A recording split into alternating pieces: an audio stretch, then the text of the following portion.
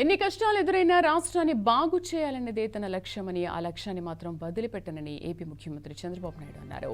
విజయవాడలో నిర్వహించిన semi Christmas వేడుకల్లో ఆయన పాల్గొన్నారు. ఈ సందర్భంగా చంద్రబాబు కీలక వ్యాఖ్యలు చేశారు. గత 6 నెలలుగా అహోరాత్రులు పరిశోధన చేస్తున్నా గత 5 ఏళ్లుగా జరిగిన విధ్వంసానికి పరిష్కారం దొరకడం లేదని అన్నారు.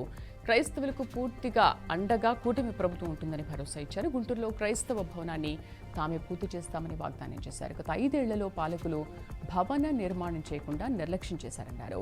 జెరూసలం వెళ్లే క్రైస్తవులకు ఆర్థిక సాయం చేయడం ప్రారంభించింది తెలుగుదేశం ప్రభుత్వమే అన్న విషయాన్ని ఈ సందర్భంగా చంద్రబాబు గుర్తు చేశారు.